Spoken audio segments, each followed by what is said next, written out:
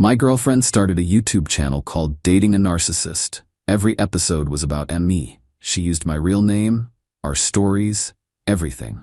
I found out when a coworker sent me episode 12. I listened to all 15 episodes. When I sent her attorney a cease and desist, I, 29 male, was sitting at my desk when my coworker texted me a YouTube link. Dude, is this you? The title, Dating a Narcissist, episode 12, when he tried to control my career dreams. Thumbnail was my girlfriend, 27, looking all tearful into the camera. We've been together almost 3 years, living together for 1. I clicked it. Her voice comes on, that sweet sympathy-seeking tone she uses. Hi angels, welcome back. Today I need to talk about something really painful. When I told him, actually no, you know what? His name is my actual full legal name. When I told my name I wanted to start my own business, he completely lost it. I'm sitting there with my headphones on, frozen. She used my actual name, my full name, on YouTube. He said I was being unrealistic, that I should focus on my real job like a responsible adult. But here's the thing, angels, he wasn't trying to protect me. He was trying to control me. Classic narcissistic behavior. This conversation did happen, but not like that. She wanted to quit her job to sell essential oils through one of those MLM things. I said maybe try it as a side hustle first, see if it works. Normal advice. She cried, said I didn't support her dreams. Then she dropped the whole thing a week later when her upline wanted $3 grand for starter inventory. But on YouTube, I'm a controlling narcissist destroying her entrepreneurial spirit. He also monitors my phone constantly. Gets angry when I talk to male friends. Accuses me of cheating all the time. None of that is true. Like literally none of it. Checked the stats. Posted 2 weeks ago. 43,000 views. Scrolled to her channel. Dating a Narcissist, My Healing Journey. 89,000 subscribers. 15 episodes. All posted over the last 4 months. While we were still together. While she was sleeping next to me every night. Editing videos about what a monster I am. Started watching from episode 1. Hi angels, my name is her name, and I'm finally ready to share my story. For the past 3 years, I've been in a relationship with a narcissist named my full legal name again. This channel is my healing journey.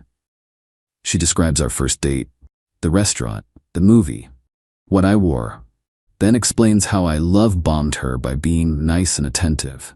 Being a decent boyfriend is apparently a red flag now. Episode 2 is about how I isolated her from friends. The truth?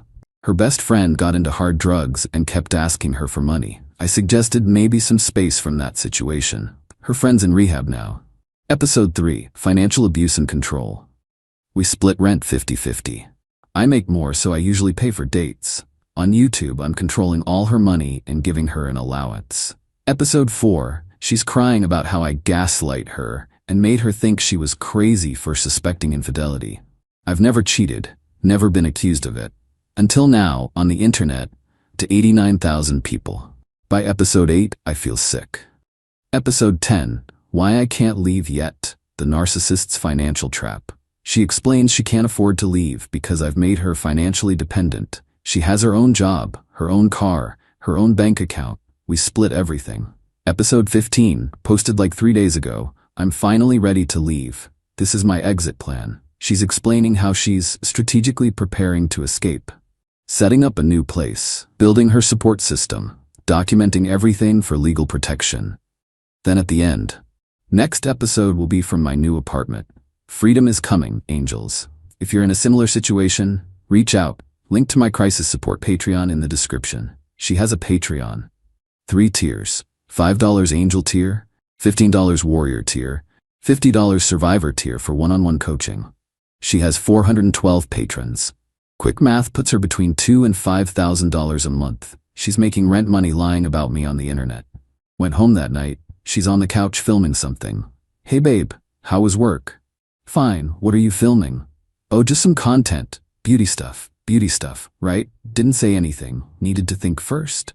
Spent the next 2 days watching everything. All 15 episodes. Her Instagram has 48K followers now, all from YouTube. TikTok has another 32K where she posts clips. Every single video uses my full legal name. Shows photos of us. Sometimes my face is blurred, sometimes not. Our private conversations, private fights, private everything. All twisted into this narrative where I'm abusive and she's getting paid for it. Called a lawyer who does entertainment law stuff. This is defamation, right? She's lying about me publicly. He watched a few episodes. Defamation's really tough. You'd need to prove financial damages, malicious intent. It's expensive. What about privacy? She's using my name, my face, our private life. That's better. We can send a cease and desist. Demand she removes content with your name and likeness. The fact she's making money off it helps our case. That's profiting from your identity without permission. Cost me $1,500 for the letter. Whatever, worth it. Letter went out on a Friday. By Sunday she came home looking murderous.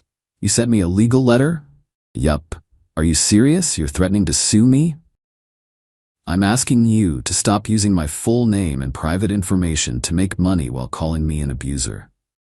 This is exactly what I talked about in episode 11, the intimidation, the legal threats.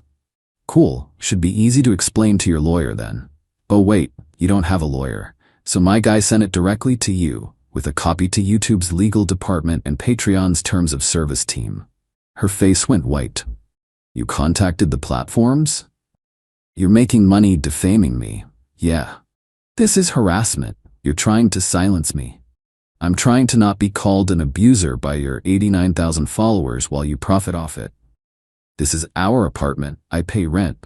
And you can keep paying it. Delete the videos, stop using my name, we'll figure the rest out. I'm not deleting anything. Those videos are my story, my truth. Your truth includes me cheating, which never happened. Controlling your money, which I don't. Isolating you, which is hilarious considering you see your friends constantly. Which part is true exactly? She started crying. You don't understand. I've built a community. People need these videos. I'm helping survivors. You're making $5,000 a month lying about me. It's not about the money. Then shut down the Patreon. Silence. Yeah, that's what I thought. She grabbed her bag and left. Didn't come back that night. Next morning I got a standard email from YouTube Legal saying they're reviewing the complaint. Then my phone started blowing up. My mom, why are people messaging me saying you're abusive? My sister, did you cheat on your girlfriend? My boss, we need to talk. HR got sent some videos. She'd posted a new video. Episode 16. He's trying to silence me. Legal threats and intimidation. 15 minutes of her crying, saying I'm using the legal system to abuse her further. How she's terrified but won't be silenced. He served me with legal papers, angels, trying to shut down my channel, trying to stop me from sharing my truth. This is what narcissists do when they lose control. But I won't back down. Video ends with her Patreon link and a new Cash App for legal defense funds. Comments were on this time, hundreds. Stay strong, queen. Sue him back. What's his name? Everyone should know. Don't let him intimidate you. My phone wouldn't stop. Friends asking if it's true. Family confused. Boss wanted a meeting. Went to HR. Explained everything. Showed the lawyer letter, the timeline, the fact that we're literally still living together. This is personal, HR said. But if it affects your work, it won't. I'm handling it legally. My girlfriend, ex-girlfriend, whatever, started texting. You're destroying me. Everyone thinks you're insane now. You're proving everything I said. My followers are helping me get a restraining order. This is abuse, literal abuse. Didn't respond. Sent everything to my lawyer. Next day she posts episode 17. My lawyer says I have a case, fighting back. She actually hired someone, some woman who does domestic violence and revenge porn cases. Video is her and this lawyer talking about how using legal systems to silence victims is abuse, and they're considering a restraining order and countersuit. Her lawyer actually says on camera, survivors have rights, First Amendment rights. He can't force her to stop telling her story. My lawyer called me after watching it. Her attorney is an idiot. First Amendment doesn't cover defamation, and she just doubled down on video, making our case stronger. Also, YouTube responded. They're removing videos with your full name. Patreon's reviewing her for terms violations. Really? Using someone's full legal name and private details without consent to make money violates their creator policies. She can tell her story, just can't use your identifying information. That evening her channel went dark. All videos set to private. She burst into the apartment. What did you do? Nothing. YouTube did their job. My entire channel, gone. It's not gone. It's private. You can re-upload without my name. That defeats the entire point. People need to know who you are, need to be warned, so you never cared about your story. You cared about destroying me. You deserve it, after what you put me through. What did I put you through? Tell me specifically. She opened her mouth, closed it. You were emotionally unavailable. That's not abuse, that's having a job. You didn't support my dreams. I didn't support a pyramid scheme. That's financial advice. You made me feel small. You made me feel like a monster to 89,000 strangers for money. She grabbed her laptop and some clothes. I'm going to my mom's. My followers will help me. You haven't won. I'm not trying to win. I'm trying to exist without being called an abuser. She left. Her mom came back with her later to get the rest. Didn't say a word to me. Update. So she relaunched the channel a few weeks later. New name, My Escape Story, Healing After Narcissistic Abuse. All the videos re-uploaded, but my name edited out. Now I'm my X or N. My face is blurred, my identifying details removed, technically following the cease and desist. But then episode 18, Why I Can't Use His Name, Legal Abuse Tactics. She explains how I used money and legal threats to force her to censor her truth, how she spent thousands on legal fees, how the system protects abusers. He made me remove his name, Angels. But you know what? The people who know him know who I'm talking about.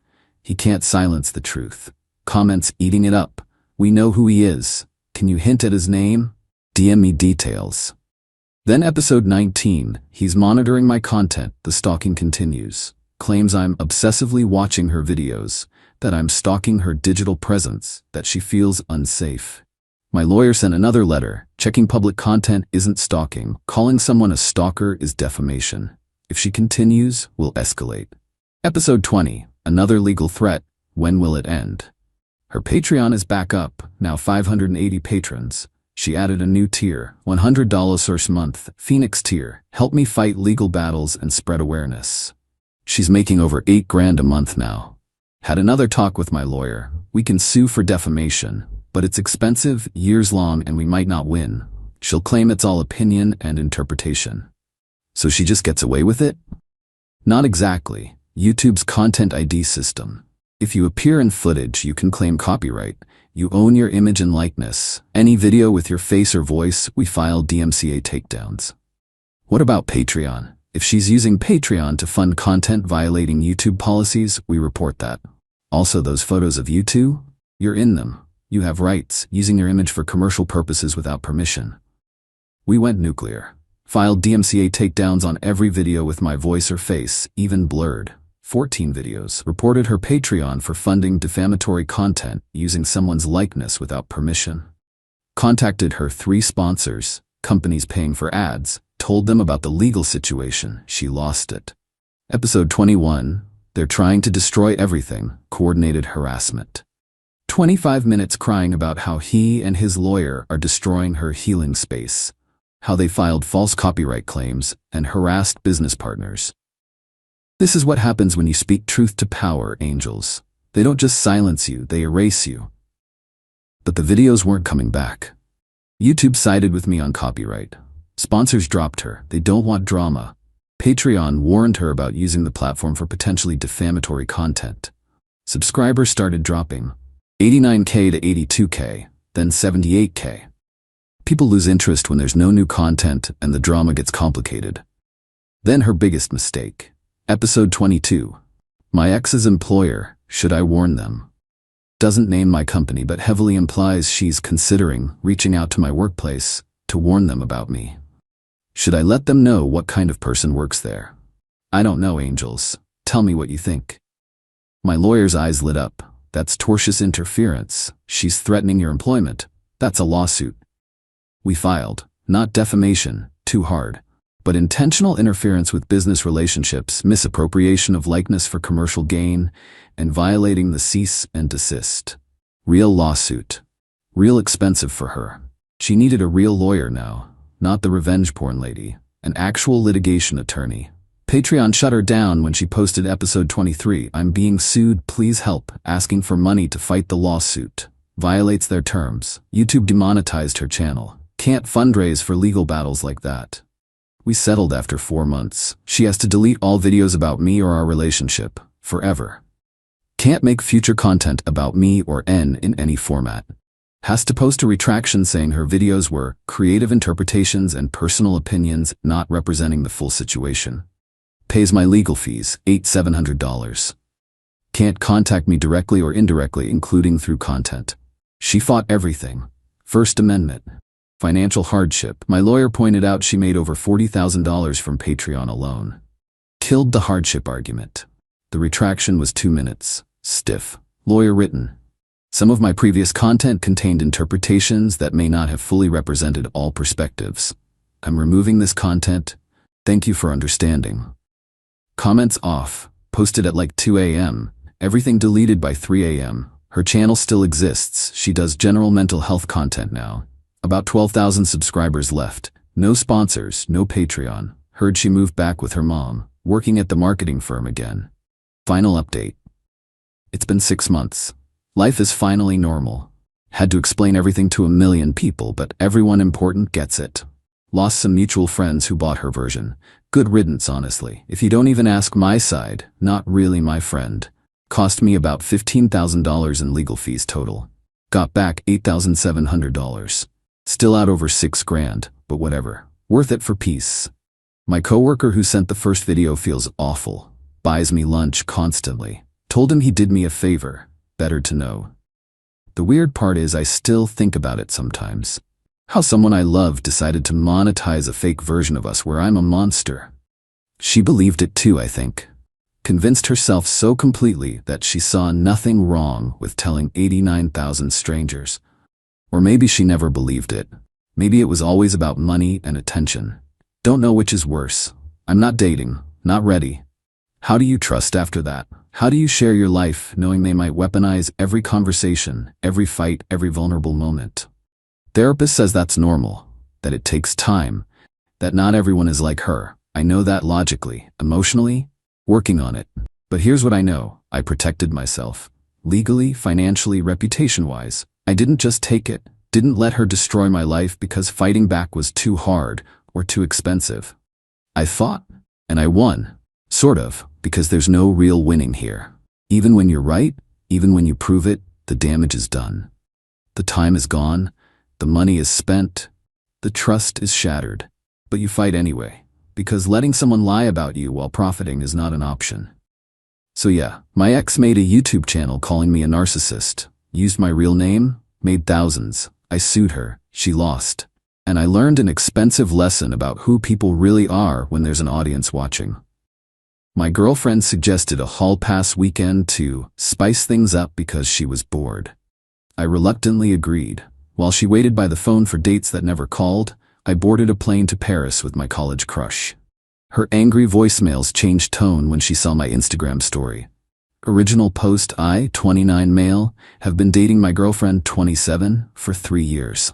Living together for the past year in my condo. Things were pretty good until about 6 months ago when she started complaining about our relationship being stale and predictable. 2 weeks ago she dropped the bomb over dinner. Her babe, I've been thinking, we need to shake things up. Okay, like what? A trip somewhere? Or no, I mean like, experience other people. Just once. Get it out of our systems. I put my fork down. You want a breakup? Her God, no.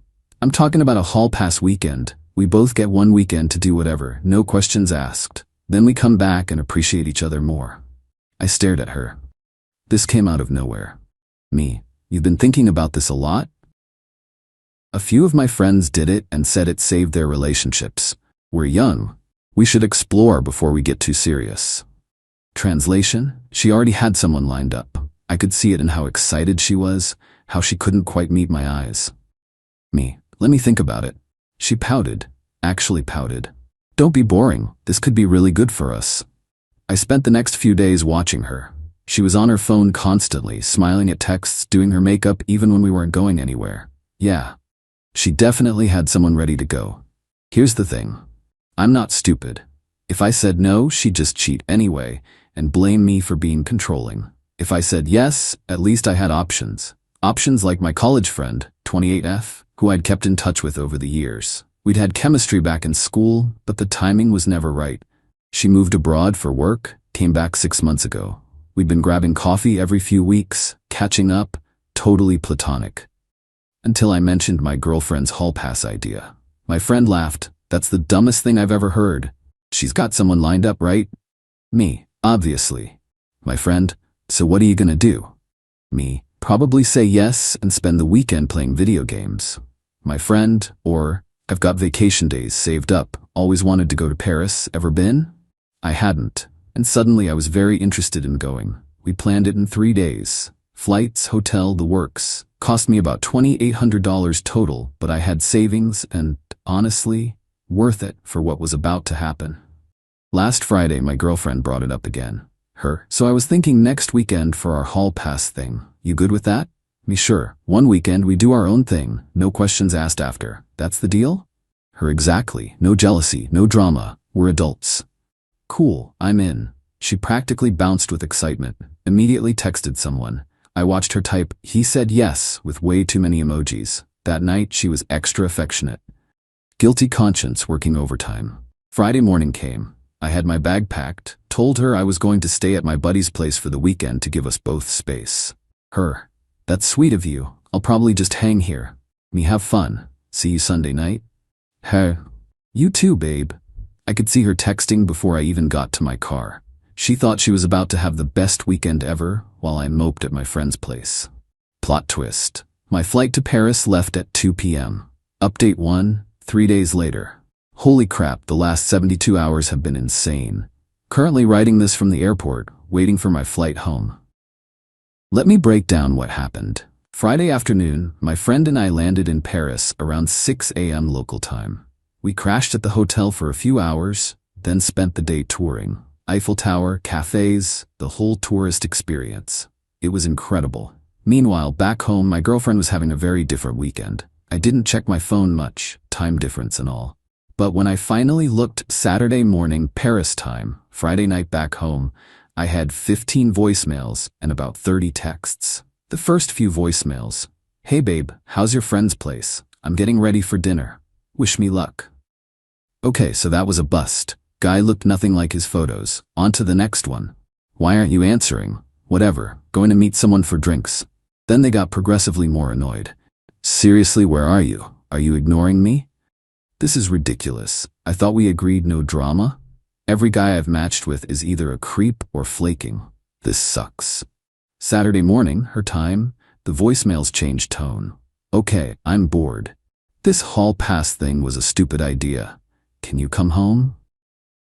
Hello? Why is your location off? Your friend said you're not there. Where are you? Here's where it gets good. Saturday afternoon Paris time, my friend and I were at this amazing restaurant overlooking the river. She took a photo of me with the Eiffel Tower in the background, posted it on her Instagram, tagged me. I reposted it to my story. Didn't think much of it. Within 20 minutes, my phone started blowing up. Paris? You're in Paris? Are you kidding me right now? Who is that girl? Who is she? You said you were staying at your friend's place. This is cheating. You cheated. The mental gymnastics were Olympic level. She suggests the hall pass. I take it, and somehow I'm the bad guy? I replied once, having a great weekend. See you Sunday night as planned. Enjoy your hall pass. Then I muted her and enjoyed the rest of Paris. Sunday morning, I checked my phone again. 53 texts. The voicemails had evolved from angry to panicked to angry again. I can't believe you did this to me. My friends are asking who that girl is and I look like an idiot. Everyone thinks we broke up. You're supposed to be the faithful one. This was supposed to be my weekend. That last one really summed it up, didn't it?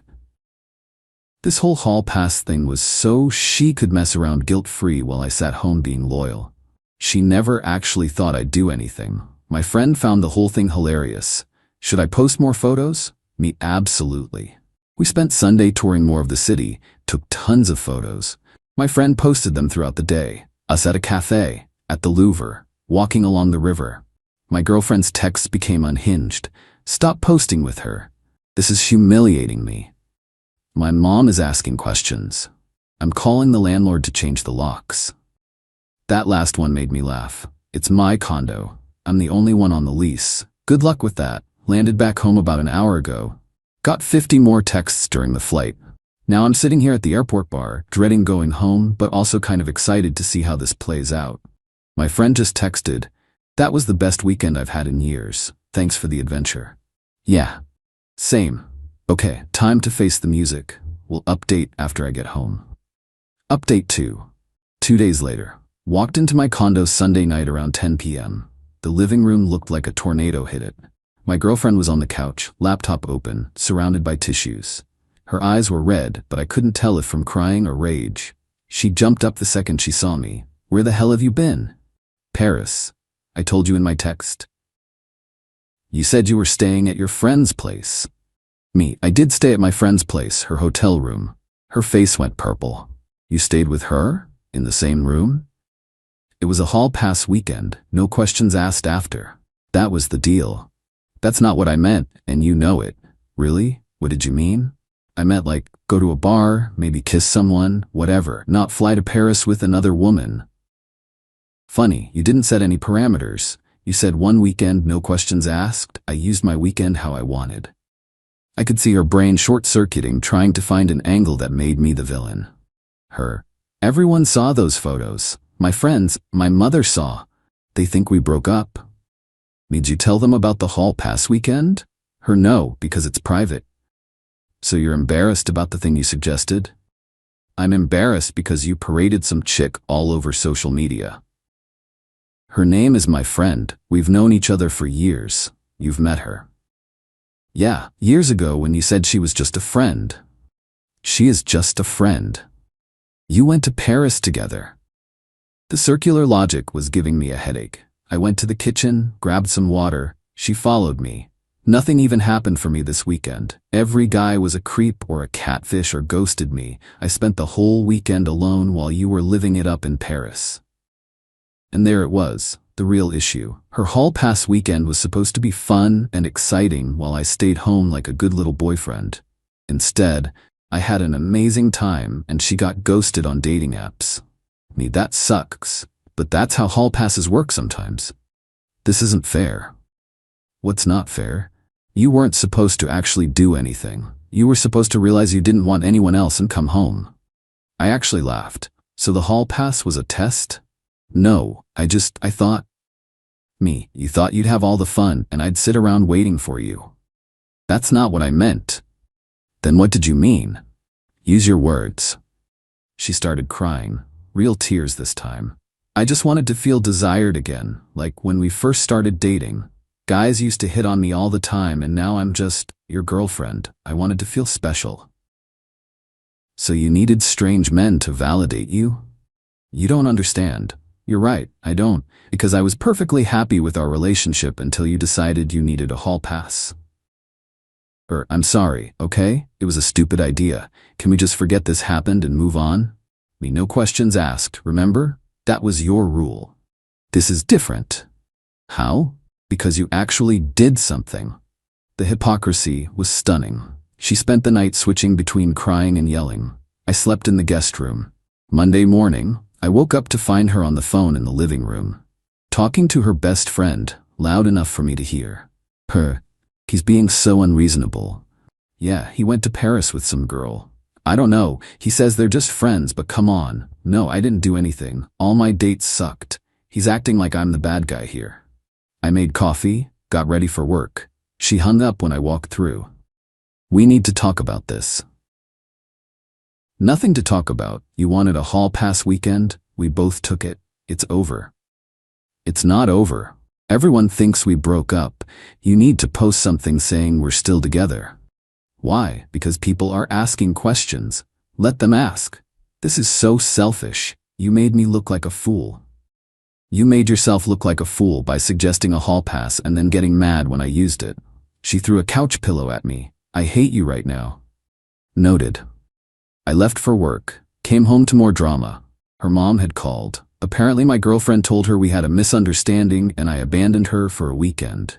Painted herself as the victim. Her mom left me a voicemail. I raised her better than to be treated like this. You need to apologize and make this right. I texted back. Your daughter suggested we both take a hall pass weekend. I took mine. She's upset hers didn't go as planned. That's the whole story. Radio silence from her mom after that. Tonight, Tuesday, my girlfriend tried a new approach. Made dinner, got all dressed up, tried to seduce me. Her let's just forget this ever happened, start fresh. I don't think so. Her why are you being like this? Like what? Honest? You wanted a hall pass. You got one. Now you're mad because yours sucked and mine didn't. That's not my problem. So what? We're just over? I think we've been over since you suggested sleeping with other people to spice things up. Her. I didn't sleep with anyone. Not for lack of trying. She slapped me, not hard, but enough to make her point. I just looked at her. You need to find somewhere else to stay. This is my home too. It's my condo, my name on the lease, and I'm asking you to leave. You can't just kick me out. I can, and I am. You have until Friday to pack your stuff. Cue the waterworks. Begging, pleading, promising to change. I didn't budge. She's currently in the bedroom, probably texting her friends about what a monster I am. I'm on the couch, surprisingly calm. My friend from Paris texted earlier, how's the fallout? Me, about as expected, ending things. My friend, good. You deserve better than someone who plays games. Paris, offer stands if you need an escape. Not gonna lie, that made me smile. This weekend was supposed to break us up in her favor. Instead, it just showed me exactly who she is. Someone who wants all the benefits of a relationship with none of the commitment. Someone who thought she could have her cake and eat it too while I waited patiently at home. She made her choice when she suggested that hall pass. I just made mine in a more enjoyable location. Final update? It's been 3 weeks since Paris. Figured I'd post one last update since people have been asking. My girlfriend moved out that Friday, exactly as I told her to. She tried to drag it out, claiming she needed more time. But I'd already talked to a lawyer, just to be safe, who confirmed I could give her reasonable notice to vacate since she wasn't on the lease. The move out was dramatic. She showed up with her mom and her best friend.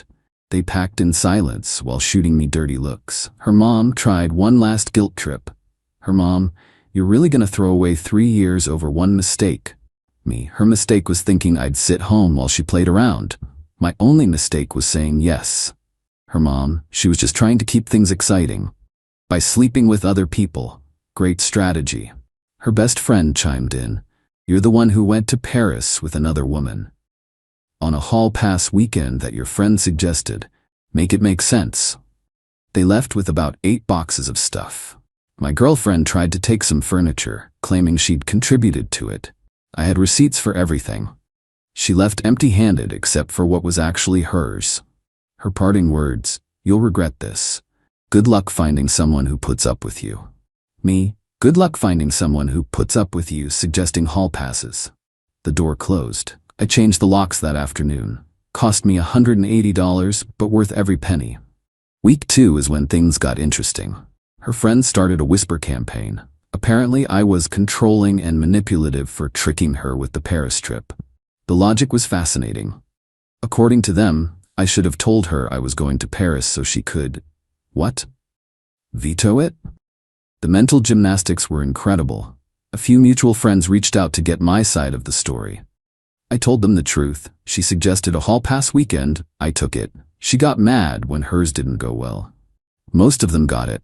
One friend said, dude, she told everyone you were just supposed to go to a bar or something, not leave the country. Me, funny, she never mentioned that rule when she suggested it. The friend laughed. Yeah, that's what I thought too. Lost a few friends who took her side. Honestly, good riddance. Anyone who thinks suggesting a hall pass is fine, but taking one is cheating, isn't someone I need around. Her mom tried calling a few times. I didn't answer. She left voicemails about how her daughter was devastated and learned her lesson, and I should be the bigger person. The bigger person? I was the bigger person when I didn't flip out about her suggesting me sleep with other people. I was the bigger person when I agreed, instead of ending it right there. I'm done being the bigger person. My ex texted from a new number last week. I miss you. Can we talk? Me, no. Her, please? I made a mistake. Me, your mistake was thinking you could have it both ways. Enjoy the single life you wanted so badly. Her, I never wanted to be single. I wanted US. You wanted to sleep around consequence-free while I stayed loyal. That's not an us, that's a you. She tried calling. I blocked the new number too. The best part? Her friends have been posting on social media about knowing your worth and not settling. The irony is delicious. Meanwhile, my friend from Paris and I have been hanging out more. Nothing romantic yet. We're both just enjoying each other's company. She's smart, funny, doesn't play games. We're planning another trip in a few months, somewhere new. Someone asked if I felt guilty about moving on so fast. Here's the thing. I don't consider this moving on fast. The relationship ended the moment she suggested a hall pass. I just didn't realize it until Paris. My ex wanted excitement and novelty. She got it, just not the way she planned. She spent her hall pass weekend getting stood up and ghosted while scrolling through her phone. I spent mine in Paris eating croissants and seeing the Eiffel Tower. She wanted to explore while keeping me as a safety net. Instead, she lost the relationship and gained nothing. Natural consequences are beautiful sometimes. The condo is peaceful now. I rearranged the furniture, got some new stuff, deleted our couple photos from social media, changed my relationship status to single.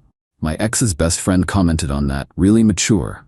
I replied, just being honest, have a great day, then blocked her too. My friend from Paris sent me a photo yesterday. It's us at that restaurant with the Eiffel Tower view. We're both smiling, genuinely happy. She captioned it, best travel buddy ever. My ex viewed it within 5 minutes. Didn't react, but I know it killed her. That's the thing about playing games. Sometimes you lose. She rolled the dice on a hall pass weekend, betting I'd be too scared or loyal to actually use it. She lost.